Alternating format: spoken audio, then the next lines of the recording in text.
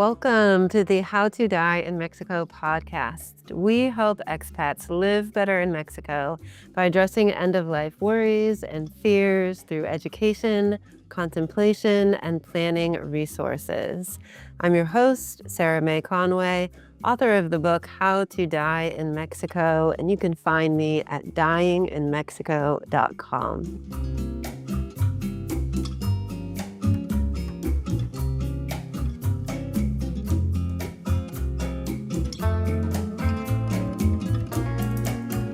Today, I'm speaking with Loretta Downs, a speaker, consultant, and writer who educates on the topic of preparing for death and how preparing and planning supports a more comfortable and dignified end-of-life experience. I got a master's degree in gerontology. I got an award for my thesis on improving the end of life with hospice care and long-term care. Improving the end of life became my life. Loretta is from Chicago, Illinois, but also lives and works in the Ajijic, Lake Chapala area, where she has inspired countless people to better prepare for end of life, for a more comfortable and dignified end of life experience. We might as well make friends with death. North America, we like to pretend she's not there, and we try to run away from her, and then we argue with her. And the Mexicans have learned to dance with her. They don't like it any more than we do. They don't want to be sick and die. They don't want to lose their loved ones. But they've learned to see it as a part of life that's transformative and worth celebrating. You can find out more about Loretta Downs at endoflifeinspirations.com.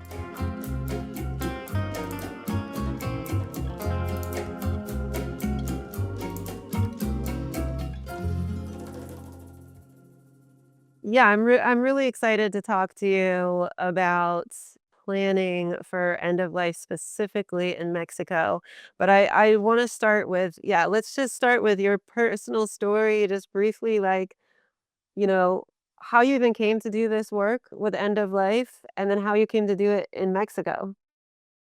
My first friend died of AIDS in 1985, and I had a lot of gay male friends then. I worked in the Chicago Merchandise Mart, which was full of creative people, and I worked there already 15 years. And I was in sales. I had a flexible schedule, and I wasn't afraid, and I was hanging out with them and going to funerals and memorial services on too regular a basis, which is kind of what's happening now. I'm losing friends at a rapid rate. And actually, I got news today that one of my good friends is going into hospice in Chicago, and he doesn't want to. Anyhow, so I volunteered for 6 years on an AIDS unit in Chicago it's legendary. Unit 371 at Illinois Masonic, where I was born, and I saw amazing care, amazing compassionate care, and hospice was just starting to happen. It was 95 till 2001. And I retired from my job. I started working part-time in 98 when my mom went into assisted living. And then I completely stopped working. I had other sources of income and a lot of free time. My mom moved into a nursing home, and the same time they closed the hospice unit. And I became the AIDS unit became an official hospice volunteer, and they were assigning me patients at home, people I didn't know, and I'd been working with a lot of people I knew. And then my mom in the nursing home, I was there 5 nights a week because the food was better than my house. Truly. And I made all these friends I love old people. And I saw how hard they were dying. Feeding tubes and dialysis with people with dementia. And I got the nursing home to start using my hospice. And then I became an official assigned volunteer, and I started teaching I had classes for family members on hospice, and I got really committed to it. And at the same time, I got involved with the Chicago End of Life Care Coalition.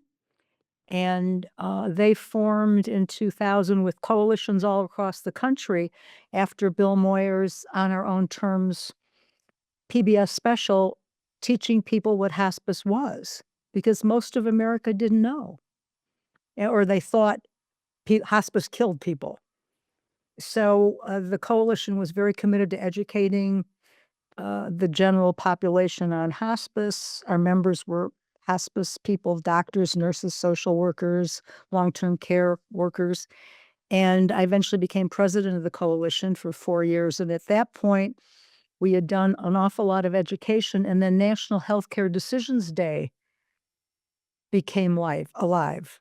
Mm. We were involved in promoting it in Illinois, which spread it out. Um, in 2017, that started, or 2007, '07. And then at the nursing home, part of my work there was to create sacred space for people who were dying and their families could keep vigil. And I called it the chrysalis room. Mhm. And for a number of years, I was speaking at long-term care conferences about the chrysalis room, about improving the end-of-life experience in long-term care. I got a master's degree in gerontology. I got an award for my thesis on improving the end of life with hospice care and long-term care. And I just had, I'm fascinated by the way we die well and hard. So I got attached. One of my Catholic nun friends, who was a hospice volunteer with me, told me about Joan Halifax, who runs the Upaya Zen Center in Santa Fe. And she had a program, wrote a book called Being with Dying.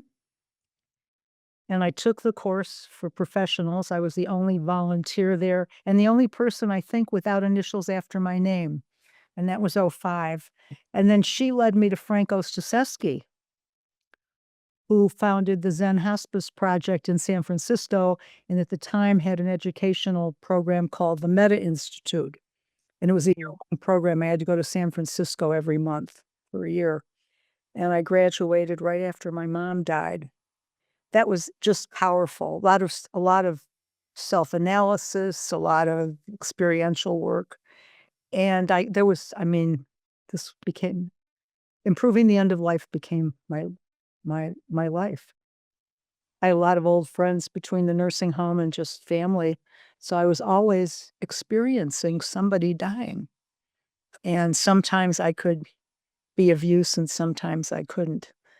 So by the time I came here, I'd given hundreds of presentations and written a lot of articles. And then this is a retirement community.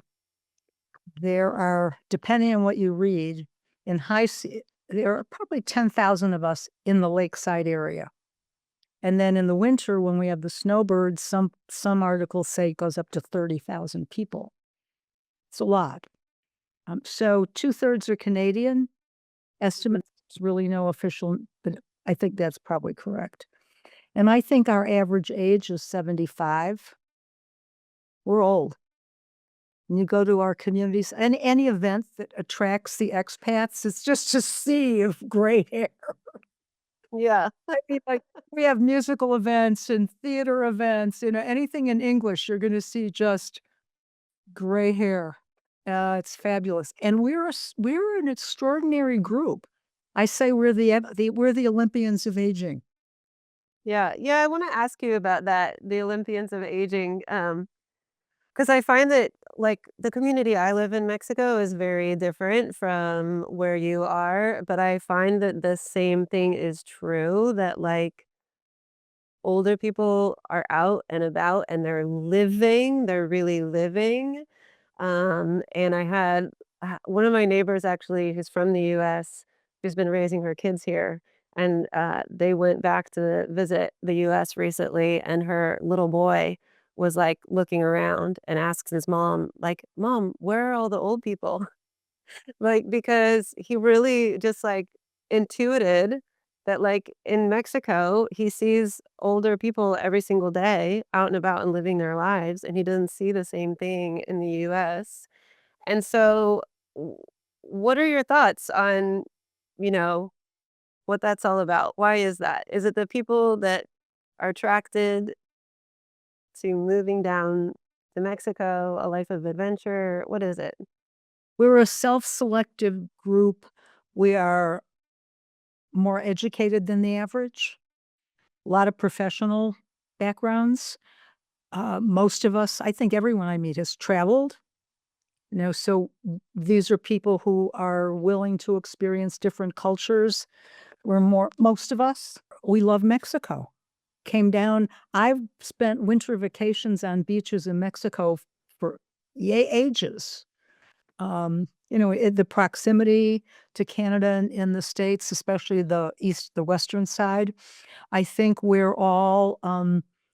there's a huge art attraction in Ajijic and all of Lakeside.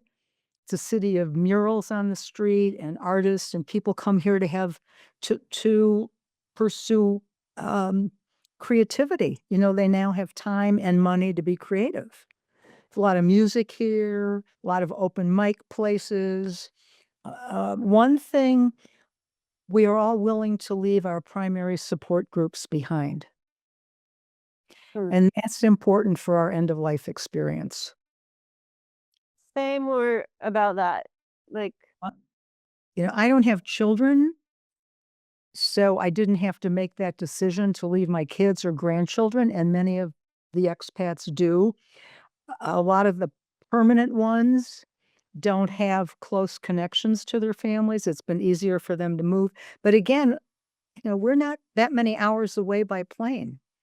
So it isn't they're not over an ocean.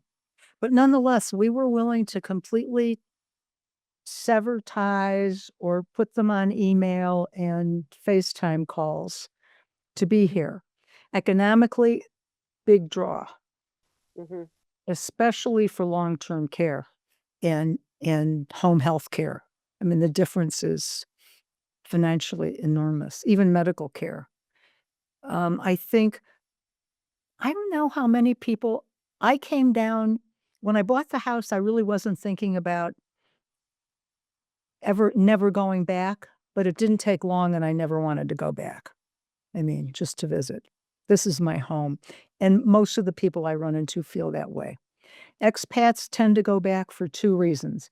They need medical care and don't want to pay for it here, or are afraid it won't be good enough to prolong their lives, or the kids want them back. They miss the grandchildren. Mhm. You might have that happen where you're at too. It's just that, especially grandkids, they want to be there with the grandchildren. Yeah. Yeah, I find that, yeah, those same reasons, there's either, yeah, going back to be with the grandchildren Yeah. and, definitely this thing about fear that I am approaching end of life, and I'm not really sure, uh, how to do that in Mexico. I think there's, like, this real juxtaposition between there's some people that really came here because they want to live intentionally, and so there's something about also then wanting to bring that intentionality to death and end of life, and then I think there's another group that, yeah, came here for the beaches and the fun and the beauty and whatever reasons, um, but at a certain point, there's like a fear towards end of life that drives them to go back to hospitals, back to where I can use my Medicare, back to the familiar. Yeah. I think there's a lot of that. And the language is a barrier here. Most of the hospital staff and the nursing home staff are not bilingual, Mhm. poquito. So that's an issue too. And a lot of expats, either they're too old to learn Spanish or it's too challenging. And the other thing about being an expat that is so good, we identify each other pretty easily. If you're having lunch alone in a cafe, somebody's gonna say, "Oh, where are you from? Do you wanna join me?" So and all you have to do is join something, and we have all sorts of groups. We have a lot of charity work we do, which is so satisfying to be a part of that because, as you know, Mexico needs a lot of help. Um, and we do education, there are food banks. Um Pet is just so much, old people. So if you wanna be involved here, it's easy, and that's the best way to make new friends. Hmm. And we have 2 Rotary groups. We have a big Chapala has an American Legion. So it's easy to integrate into the expat community. Yeah. Yeah, and I found you because I saw a talk that you gave at a community center there in Lake Chapala, I think, and it seems like they do these talks on a regular basis, and I found that so yeah, like so wonderful, and what a great community, and it seemed like it was extremely well attended, and yeah, it's really, I think, a model of what I Yeah. want to be doing in my town. The community center has it's called Open Circle every single Sunday. There's a different speaker. I've spoken at least once and usually twice a year since 2013. And I give the community center has classes and I give a quarterly class. This is my 3rd year on it on how to live and die well in Mexico. And it's well attended. Mhm. Off 15 to 30 people. So I can teach 100 people a year, and some of them have even come back. I do private counseling. I'm very recognizable here because whenever I give a presentation anywhere, one of the papers puts the picture in it. So, yeah, it's great. I get hugs all the time. I mean, people are grateful. They want to Yeah.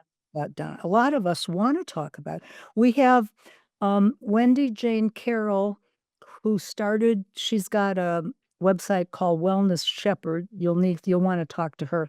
She's been here at least as long as I have, and she helps people in the States find long-term care settings for their family members. And she and I started a death cafe and got a few other people involved in 2017 or 18. And then COVID stopped that. But another woman with some other helpers has started one here maybe 3 years ago, and she runs it monthly, and it's very well attended. So what we're doing is raising the awareness of normalizing death. It's this, the death positive movement. We're all gonna do it. We might as well make friends with death. And having conversations, that's so critical, making it just part of life. I love this. I said, "We're all born with death holding our hand." Right? Yeah. North America, we like to pretend she's not there, and we try to run away from her, and then we argue with her, and the Mexicans have learned to dance with her. They don't like it any more than we do. They don't wanna be sick and die, they don't wanna lose their loved ones, but they've learned to see it as a part of life that's transformative and worth celebrating. Mm. I think living here, people need to know that that's such a part of life. You drive down the highways and there are little altars all over the place where somebody died. You know, you Yeah. you can't not have an awareness unless you're in such terrible denial. I'm Yeah. Italian, and very emotional. It was quite alright. Um, yeah, I personally those altars are something that I just love so much about Mexico. Just this daily, ever-present reminder that, uh, it's right here, it's all around us, death is part of life. Yeah. Yeah, let's talk about that doing the work and what that entails, like, do you help people plan for end of life both in the US and in Mexico? Well, since I'm here full time, I'm not. I call them 8 practices for creating peaceful transitions through life and death. The book, if I ever get around to it. And the first one is accepting impermanence. And if you're lucky enough to live to retire, you're starting to lose friends.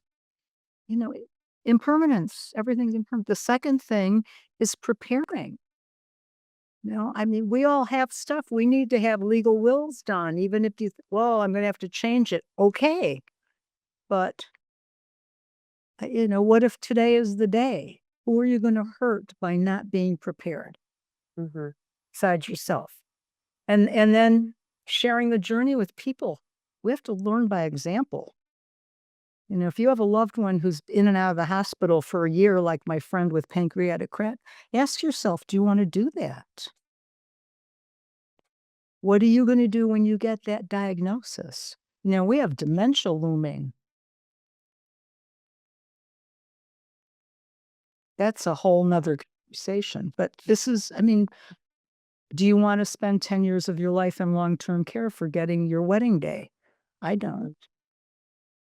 So that's something we have to look at the experiences of other people and decide which ones we'd like to create for ourselves. And I think, planning, talking about, do you want to be buried, cremated? What do you want to do? It's part of the conversation, and we have to learn to let go. And that starts with like Swedish death cleaning. You can't let go of the gifts you don't need that people give you. It's cute though, isn't it? Little egg. Yeah. It is cute. On my desk, just got it as a gift. But if you can't let go of the clothes that haven't fit for 5 years and the things in the garage, and how are you gonna let go of your hearing and your eyesight and the hard things? We don't practice that. And we have to also learn to heal grief, not carry it around with us because it's there. We all live with grief. Yeah. Yeah, Right. oh, go ahead. And sourcing gratitude. Yeah. Figure out to be grateful. Yeah. I think those are, I think, what we, and that's not age related. I think we all can be doing that. Yeah. I mean, Loving more deeply, yeah. and ourselves. We're not, there's that whole forgive, forgive. That's another one of them. We have to start with ourselves. I hear caregivers all the time. I didn't do enough. You did the best you could with the information and the resources you had. Be grateful you were able to be there at all. Spend your life feeling guilty about something.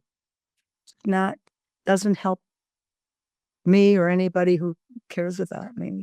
You gotta forgive. Yeah, we're human. We're souls in a human experience. Yeah. Yeah.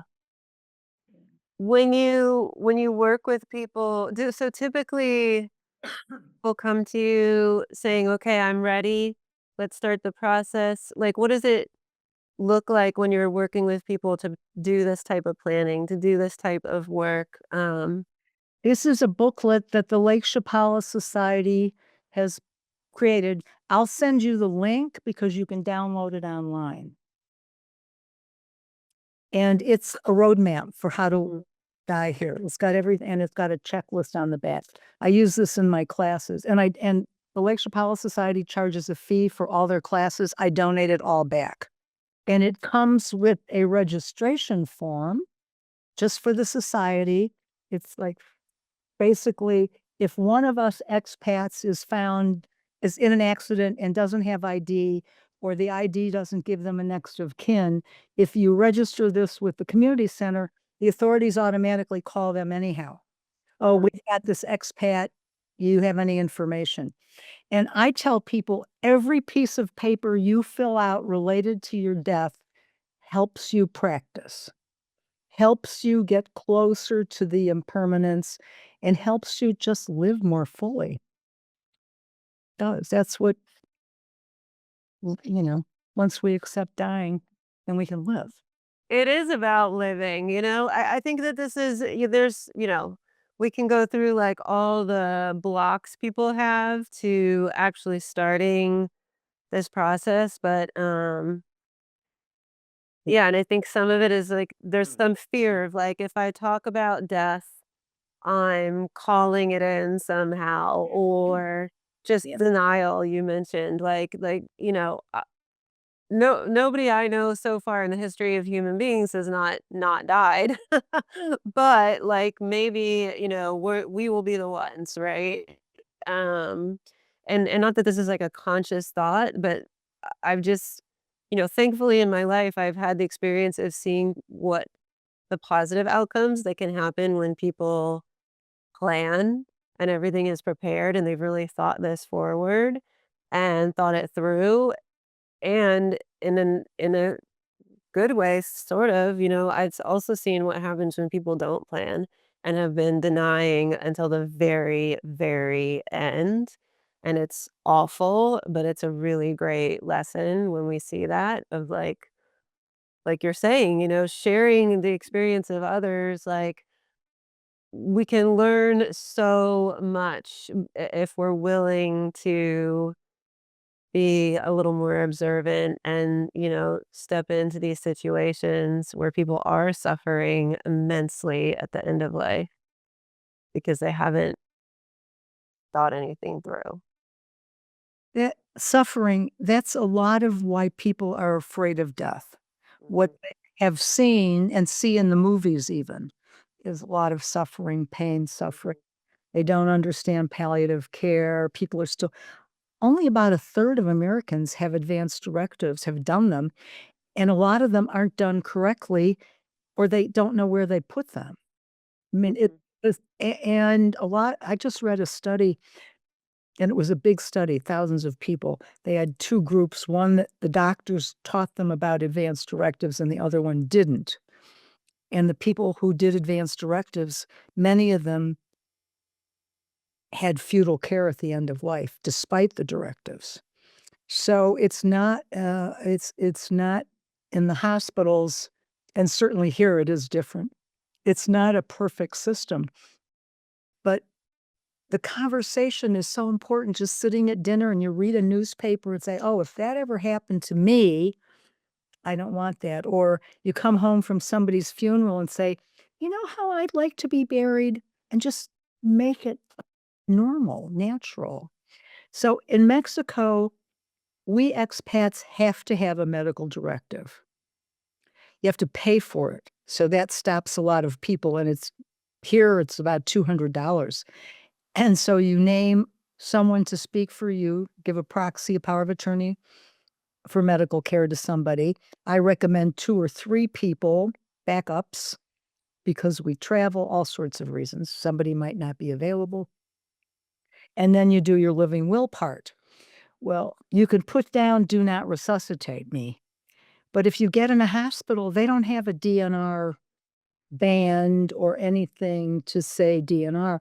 So the person you choose to speak for you has to really be strong, even in the States. But the States, the legality of the POA is legal. American hospitals are afraid of lawsuits. So if I have a paper and it says that, you gave me permission, they're going to listen to me. But I can even change your decisions. If you're in a car accident and you're badly damaged and the doctor says, "Well, if we keep her on a ventilator for a week or so, we'll see if she comes back." And then after 2 weeks, you're not back, and they say, "Well, we'll permanently put the trach in and send her to rehab." And I have to make the decision and say, "No." So this is one of the problems with advanced directives. Who do you trust? And here, all the doctors are Mexican, which means they're mostly Catholic or Jehovah's Witness. So we're up against a system that is now learning to prolong life with technology. And here, they don't like to disconnect people from mhm. machinery. They're using feeding tubes and ventilators now. So I think what one of the things anybody needs to do is know where your disease is going to take you. Yeah. Don't pretend you're going to always get better or this next treatment is going to cure you. We really have to have more direct conversations with our doctors than we're having. I think that's important. Yeah, and even more of a challenge when there's a language barrier between you and your doctor, perhaps? I tell my clients, my students, train your doctor. Talk to as soon as you get diagnosed with something or you're going in to be treated for congestive heart failure, COPD, certainly a cancer, but Parkinson's, a lot of chronic illness in us healthy Olympians here. Certainly joint issues facing. So you have to talk to your doctor about how you want to be treated when your illness gets so serious you turn a corner. And I think we are, because terminal sedation is legal in Mexico. Mm-hmm. And it's done here under the conditions that are legal. Somebody's suffering terribly. I just had a client die 2 weeks ago, and he had cirrhosis of the liver, and 62 or 3. He had horrible itching. It got so bad he scratched his skin open, with like bleeding all over. And when I got called in, which was 6 months ago, I visited weekly for 6 months. He didn't want to ever use morphine. I don't want to use morphine. I've heard it's bad. I've heard my sister, the nurse, said, don't use morphine. Well, eventually he was so uncomfortable, he started using a morphine patch. And then when the itching got so horrific, his partner, his husband, and I, and the doctor talked to him about sedation, and he was willing to do it. Took him a week to die, though. But he got really good care. He was at home. He had the dogs in bed with him. We were with him when he died. I said, we're going to bathe him and change him into something that he liked to wear, one of his Disney t-shirts. But they sedated him. It took a week. And he was not, there was a level of something. I'm sure he was hearing us. Yeah. But that is something to know, that we can do that. Yeah, can you say a bit more about like what terminal sedation is, and is this something that he would have opted into ahead of time as part of an advance directive, or it sounds like it was a little bit more of like an on the spot decision, like you're saying, like he had a trusted partner who could Yeah. make those decisions for him? Yeah. Advanced directives pretty much say what you don't want, treatments you don't want. I don't want to be resuscitated. I don't want to be fed by machine. I don't want surgery. It's mostly what I don't want. This would be a conversation in the course of the illness with the doctor. And some doctors won't even do it. And I'm pretty sure you have to have certification to get opioids here. But I'm not sure the cocktail the doctor used, because it's a cocktail. Mhm. Uh, the difference between terminal sedation, which is also legal in all of North America, is done with the intention of removing the suffering, not taking the life. Euthanasia is done with the intention of ending the life. That's not legal here. And in most of the United States, well, actually all the United States, but it's legal in Canada, the whole country. Yeah, and this is interestingly, and I know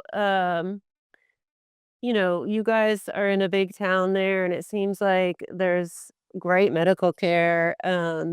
But this is a little bit contrary to what I've heard about a lot of areas of Mexico, and especially like so much of Mexico is very rural, where there just aren't any doctors that are certified to prescribe morphine or any of these, Yeah. sedatives at end of life, or that access to them is very, very difficult. And so, yeah, it's interesting to hear that where you are, at least it seems like this is maybe more a standard of care that is readily available for people. Um, I wouldn't call it a standard of care. Yeah. I would call it available with knowledge Mhm. and circumstance. Mhm. Not everybody needs it or wants it. A lot of people sleep, they stop eating and drinking anyhow days before they die, and they sleep into death. But itching until you're raw, not good. Fear of suffocating before you die, not good. Terrible pain. I mean, bone cancer can be terribly painful, not good. We're old. Yeah. And, when you're sick a long time, and you've done everything you want to do, you're kind of ready to die. People have celebrations of life here. Mhm. Um, One of my clients had one before she died. It was a fabulous party. I asked her, "How do you feel about this, Linda?" She said, "I'm excited. I'm going home. Mm, That's where I want." And she was 67. Big party. She gave away little gifts at the party, all her jewelry and my no, not these. But yeah. Um, and again, we don't have our kids saying, "Oh, keep fighting, mom. Don't die." We don't have that. We don't have the burden of other people forcing us to mostly. I mean, there are couples, understandably, who haven't had the conversation. I'm gonna die one day. What are we gonna do today to have fun, to be good, to help somebody? mhm. Yeah. Yeah, yeah, do you find because there's so many people of a certain age in the community, and like you're saying, a lot of people who are dying, how do you find that lends itself to this facilitation of conversations or support for one another or ease of finding someone to be your healthcare advocate, like, um Multiple questions. yeah. More of us are having the conversation, and I actually will take some credit for that because I create so many opportunities. I'd say my mission in life is to create opportunities to talk about dying and death in positive terms. And I've spoken to so many people here. Well, at that death doula talk I gave, Mhm. I think about 2/3 of the audience have heard me speak, and that was the largest audience they'd had, and it was well, I had 175 people last year for a dementia talk, and before COVID, my largest audience was 350. But since COVID, the attendance at Open Circle has declined, but I mean, so people wanna hear and I make them they leave feeling good. Nobody's there and they cry, and then I get them to laugh a little, and then they cry, and they laugh a little, and then they go out holding hands, which is what I want to Yeah. you Yeah, yeah. So we're talking more about the Death Cafe has been great. I mean, they've had as many as 40 people in high season. It's a cute little B&B here where they hold it. And then now I really wanna spend more time taking care of myself. And Wilka Roig, who founded the Elizabeth Kubler-Ross Foundation in San Miguel Yep. some years ago, she's done 3 trainings here last year. She did 3 trainings. And she trained 35 people, but only about 14 of them wanna really work as doulas. The other ones did it for themselves, which is a good reason. We all really need to know about this. So I'm mentoring those students because she teaches for INELDA, the International End of Life Doulas, and she's got the foundation. She's all over the place. So I'm mentoring them, and we're having monthly meetings, and we're going to add a monthly Zoom because these men and women really want, and I want to be a referral. So this way, I'm multiplying my skills and knowledge out there and giving my because I've got work to do still, and I am very aware that I'm old now, um, and vulnerable for something. So that's what's happening here, and it's just it yeah, it's a vocation, and all of these people have had some personal experience with death, both good and hard. I like to call it hard and gentle because good and bad is relative. Mm, I like that. My good death may not be yours. Um, yeah. So I'm very hopeful that we're expanding and people around there were 140 people at that talk. They know about all these doulas. And all the friends of the doulas know about the doulas. And all my friends know about the doulas. And I'm going to write an article for a monthly newspaper in a couple months. More people will know about. So that's and the conversation and just, Mhm. I think this self-selected group of people has less fear of death. and are being allowed to being encouraged to talk about it, given permission. We're giving permission. I talk about it, and everybody who hears me says, "Oh, I didn't faint or die or guess. Gee, we can talk about this." Yeah, and I will point out too, and I'll try to, yeah, include a link to your talk as well, like, you were quite humorous, you know? It was very easygoing, the talk, and, I found myself laughing a number of times, and I know the audience was laughing a number of times, and I think that's really important to, like, not be so serious the whole time when we're talking about these things, so I really appreciated that too. Yeah, I don't script. I work off of an outline. I don't write my talks. I don't work off a script. I mean, quotes I will read, but yeah, because I can see what's happening when they start going like this. Oh, gotta get them back up. It's life, and we're all so lucky here. We're so lucky. Oh my God. We all have housekeepers and gardeners and friends. And I don't cook. I don't have to cook everything. I can go out and buy, the restaurants around the corner. So lucky. Just gratitude. Mhm. Gratitude and service for me are the keys to happiness. And I think I know a lot of I didn't learn that on my own. I heard that Ram Dass and Franco Seseski and Joan Halifax and the Pope. I mean, all these people. Yeah, it's not new news. Yeah. Yeah, Yeah. gratitude and service. So let me ask, despite all the wonderful conversations that you're having and the all the opportunities in the community to talk about this stuff, are there, if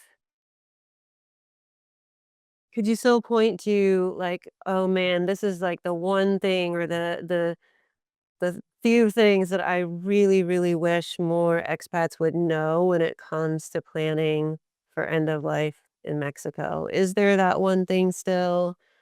Um, I think we need to be planning for the end of life, period. mhm. There's so much information available now. There's a wonderful new book, Nothing to Fear by Julie McFadden. It doesn't apply here because we don't have hospice, but she talks about the dying process. Um, I think there's just so much available about learning what death is, how we die, Sherwin Nuland, going through all the disease processes. Frank's book, The Five Invitations. I think everybody needs to be reading something about it. There's so much online now, and I think it's important to learn about death. Period. And in Mexico, you need to learn what the hospital care is, what long-term care is, the fact that none of us visit nursing homes when we have someone in them. How this is sharing the journey. How are you gonna learn what might happen to you if you don't see what's happening to people? Been dying in hospitals for so many decades. It's like, oh, under white sheets, machines. That's what people think dying, and some people think it ought to be that, should be that. That means they've done everything to keep me alive. Well, if you don't see that, do you really want that? Yeah. I think you have to ask yourself, what's your life mean? What's your life mean? Wherever you live it, what does it mean? What good is it if you can't share it? If you can't plan to be out of it? I have a lot of Mm. churches here, and there's only 2 churches that have invited me to speak. The Anglican and the Unitarian Universalist, and I've been at both of them multiple times. They talk about dying. Yeah. Presbyterian. What else is here? Oh, and we have 2 Jewish communities. They are working actually, they have gotten an area in the Chapala Cemetery for green burials for Jewish people. Oh, that's fantastic. Yeah. And we have 2 funeral homes here who specialize in expats. They'll ship the ashes, they help us. It's surprisingly not any cheaper than in the States. You'd think it would be, but that's helpful because we can get the care. And we do have churches, they'll have memorial services. Some people organize it. Um, we have people we have grief counselors here. I'm not one of them. I don't work with grief. Don't, I'll serve my clients after death for a while, but that's not my wheelhouse. We have dementia support groups, 2 of them. So we have, it's just this. When I came here, none of this was happening. And I'm not crediting myself for all of it by any means. But it's just it's now, I think, come to a real critical mass point. Yeah, it's wonderful to see. Yeah, it is. It's so funny, the paradox of, like, when we avoid it because we're afraid of the suffering, we create even more suffering, and when we open to, you know, moving towards it and beginning the planning and really thinking about, "What do I want? What is this gonna look like for me?" It can be the scariest thing we do, but it diminishes so much of the suffering. Does. Yeah. Yeah. Yeah, and here, let's say I wind up in the hospital in critical condition, I wanna go home. It can be difficult to get discharged, and then if I got home, I'd have to have a plan for caregivers. And even with hospice in the States, they're not in your house very much. You still need to have, I think I said 90, according to the doula givers, Suzanne O'Brien, I think 95% of home of caregiving for the dying is done by family members and friends, because it is. Or you spend a lot of money. Well, I mean, here, I think I know you can get home health care for like 150, 200 pesos an hour. Yeah. Not particularly bilingual, but still affordable for most of us. And friends, although even, yeah, friends. None of us, I don't do nursing stuff. I don't. That's just, yeah, I have boundaries on that. Yeah. Yeah. Oh, But it's definitely an attraction, coming to Mexico, yeah, 150 pesos an hour versus, 35 to $50 in the United States. For people that do want to, you know, die outside of a hospital, stay in their own homes for longer, um, that, yeah, is a lot more accessible. yeah. A lot more. And some people here don't ever wanna go to a hospital, and I remind them that's not realistic. Let's just follow your trajectory with this disease. What if you okay, so you've got COPD, but you're functioning fine. You got oxygen at night, you have a rescue inhaler for when you're short of breath, you're doing your exercises. What if you fall? You're gonna wanna have your hip fixed. So you can't just have a blanket, "Don't hospitalize me." So this is, ongoing conversations and talking to your doctor.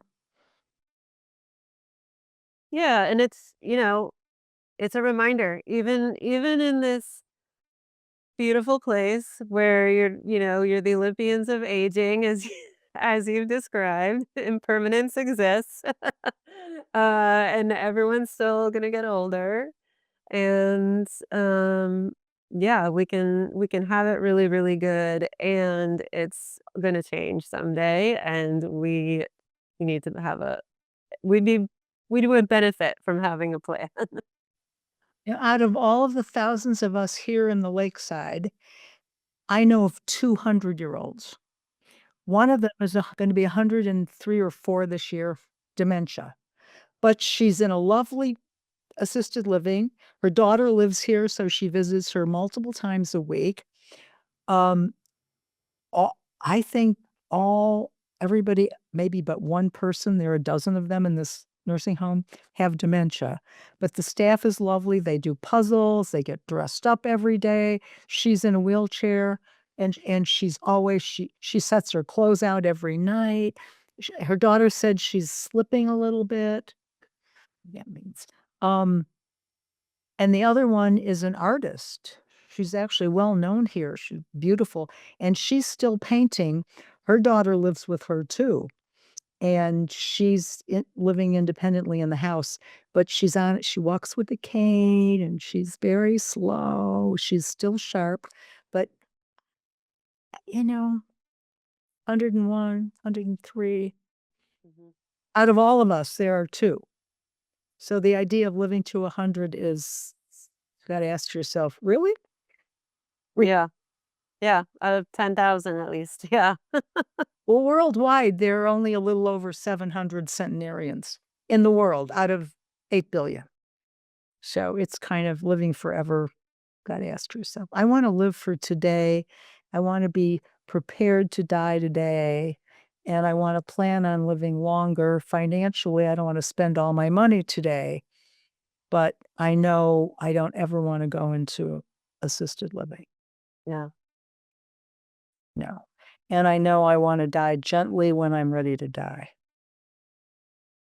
Yeah. And you have a plan for it. Oh, And you have yeah. gratitude and you have, yeah, gratitude for It every day that you're alive. I did an addend I just changed, my power of attorney people Mm, ago because one of the 2 I had chosen moved back to the States, and the other one is not a friend anymore. I yeah. would I wouldn't trust her to be involved. I wouldn't burden her with that. So I changed it, and I wrote everything out that I want them to do for me. I sat down with the 2 of them together over a meal, and they're friends, so it's easier. One of them speaks Spa she is Mexican. Wrote it all down, copied all my family, my executor. I made a list of key persons here and in Chicago, copied everybody on all of that. And my addendum to my advance directive says, I want classical music on all the time softly. I don't want a television on anywhere near me. I want chocolate ice cream on my lips, or at least vanilla covered in chocolate. I want, no television, my glasses on, and I want my friends to tweeze my chin hairs. 'Cause you go into these they got this hair all over them, and I want lipstick on because I look dead already without it. I love it. I love it. Preferably the hospital bed on the patio that can be wheeled in and out of the house. Yeah. Yeah. I love it, and I love that it speaks to, the work is never done, the work of planning is never done, it's not like we make a plan and then it's over, and, yeah, we can always be changing and updating things and to be thinking about it still, really every day is really beneficial. Life is luscious. Even hard life is luscious for people. And all those years I was in nursing homes and I saw people in bodies, I'm going, why are you doing this? Why haven't you stopped eating?" Just go and it's because we know life, we don't know what's on the other side. Mhm. Yeah. Personally, I don't care what's next. I just don't care. I don't have to think about this is most important. This moment with you, Sarah May. This Yes. this this looking over and seeing my dog napping. I mean, this is um That's what matters, and I've heard you kind of say a few times, like, still wanting to be of service, like, in your desk, like, not wanting to leave people with the work that you could've, should've done, you know? Um, and I think maybe that speaks to what you're saying of, like, even in your death, you are taking care of the living. I'm trying. Yeah. I've known a number of people who died with millions of dollars that they didn't take the time to make a will Mhm. or had a 20-year-old will when they had $4 million in real estate, and when they died, they had $15 million, and it wasn't used in ways I know they even wanted to, just procrastinated on that. instead of just taking, I mean, there's so much need in the world. You can't imagine just being sloppy about that. Yeah. It's been 5 years since I did all of well, I just redid my medical stuff here, but my will, and I'm in the process of reevaluating all of that. I mean, I could die today and I wouldn't hurt anybody, but I can certainly fine tune it, and it's worth spending a little money to get it updated. Hmm. I have to walk my talk. Yeah. Exactly. Exactly. Well, you are walking your talk. I mean, I feel like it's very, very apparent. And yeah, thank you so much for this time and everything that you shared. And yeah, I mean, I I hope, like you're saying, service and gratitude. And I just hope that yeah, these conversations are of benefit to people and that we, yeah, open the door to thinking more about these things all the time. Yeah. It's the death positive movement believes that it's not morbid or taboo to talk about dying. It's the mark of a healthy society. That's a quote from their website. It's a mark of a healthy society. Yeah. If death were a bad thing, we wouldn't all have to do it. I think. Wasn't invented. It's art. Not a choice. Well, thank you again. So lovely to meet you. And thank you for all that you do. Have a great day. Bye bye.